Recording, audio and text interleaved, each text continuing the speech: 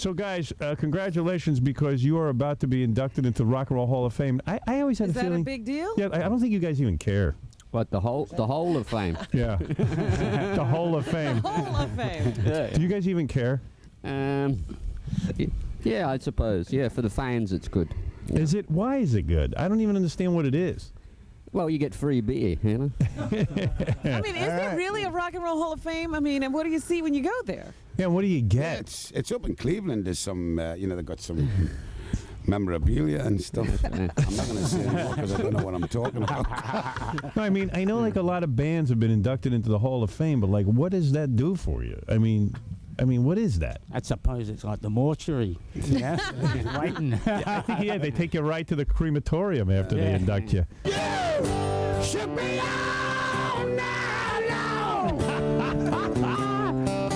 Yeah, you should be on night long. You a blood-sucking vampire? Are you going to let him off the Are you going to let him off the hook Well, for what that? did I call him on this show? Like on here for like poor Sam was humiliated. I mean, All right. you know, I was in here like being a baby. So Dave is on this like mission. To say that Kurt wrote all your songs. No, he doesn't do that. He implies it, and which is just even lame enough. But the thing is that he's got yet another song about what a bitch I am. Mm-hmm. I've never written a song about him, so I'm going to sing you one right now. Oh, okay. When the drummer tries to sing, everybody better hide. When the drummer tries to sing, God, let's all go inside. Oh yeah, all of you that love all things food. Dave, I have to tell you, Kurt hated you. Really? I mean, I don't mind being a baby, but like someone just told me what he had said on this show. Why are all these rumors about Courtney Love? Have you read this stuff? No. I just read it. I went on researching you yesterday. You know, I wanted to see if I could find out stuff about you. And all it was like, hey, Courtney Love killed Kurt.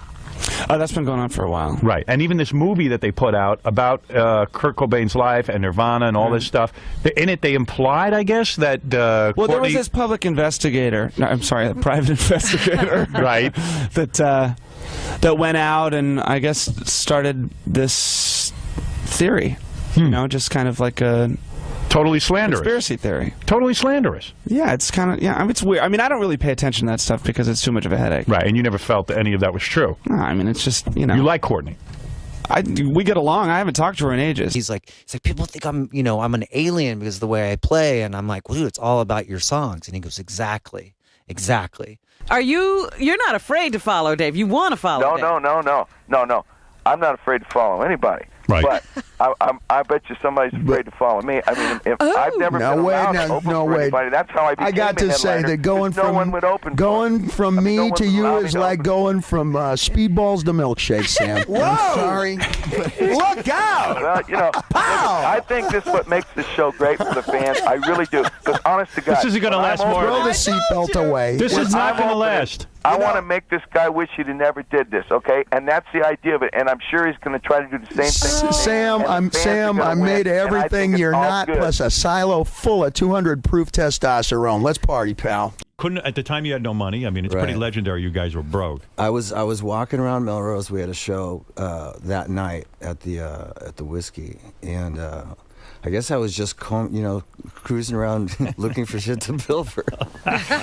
And did you steal a lot of stuff at that point in your life? Were you? No, I wasn't. I sort of got past my klepto phase, but every so often I would lift something that wasn't going to turn anybody a huge profit. You know. How do you lift a hat that size, though? Just sort of walk out with it casually, and people just don't really notice. In a way, that became like your good luck symbol. And when you steal it, doesn't that fuck up your karma? Maybe that's why all the lead singer problems. Because not too long after that, I got drunk at the Cat House and passed out, and someone stole it from me. Oh, is that true? Yeah. And then you had to go get another one? Yeah. Lars, one time James hit you in the face because he didn't the way you performed. I mean, Jesus. That's right. Talk about the good old days. We were playing, I think just down the street from here, we were at the Troubadour, or I think it was the Troubadour, right? It was the first show where we ever, at least in our minds, got an encore. Yeah. We were 6-9 months into our career. We got an encore. So we're standing off stage, discussing what song to play, and let's just say there was differences of opinion. So I suggested a song that started with drums. So James suggested something else. We went back up on stage, and I started the song that started with drums, and so when we came off, I got a slight punch in the stomach. I did stand up for the rest of the night. I don't know how to fight at all. I really don't. I just have attitude. Fueled by Jägermeister. He had the mouth and I had the Dr. No. Yeah, it was Right. It was quite a deadly combination. You didn't go into a major depression when Rage broke up. Like you didn't sit there. No, and, what we and did like, what we did when Rage broke up was we went over to Rick Rubin's house. Tim and Brad and I were like, what are we gonna do? And we listened to Bad Motorfinger by Soundgarden a lot. And we said, maybe we should talk to that dude. Yeah. So we drive up there, and the one thing about Chris's vocals and his lyrics, there's a spookiness to them, and there's a sort of a darker side to them. And so I don't really know what he's going to be like. So we drive up there, and we're, it's in the darkening, it's dusk, and we're kind of these tree-lined Transylvanian-like streets, and we get up to the top, and there's Chris's kind of spooky mansion. There's some motorcycles out front, and there's like the long sort of traipsing staircase, and Rick and I pull up, and the doors, the doors open straight up Addams Family style, like with nobody opening the doors. And here comes Chris, 6'2" of frame, dark of countenance, and he comes kind of slowly loping, down the steps. And Rick turns to me and goes, "Let's get the fuck out of here." like our souls are in peril. One of the songs that you perform is John Lennon's Imagine. Mm-hmm. I think this is one of the most beautiful songs ever written. Me too. And the message is incredible. Imagine a world where all the things that divide us no longer exist. Yeah. And John Lennon, the greatest songwriter ever, right? Yeah, probably my favorite. I actually looked to him as a father figure when I was a kid, because I sat in a room at 9 and 10 years old and listened to Beatles records and John Lennon records over and over and over and over. And he was an intense guy with an intense attitude, musically, lyrically, and as a person. Would you do a little bit of Imagine? Sure. All right.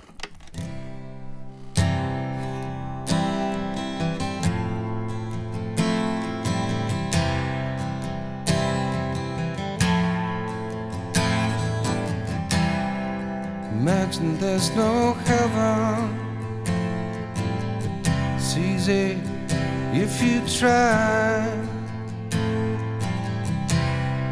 No hell below us, above us, only sky.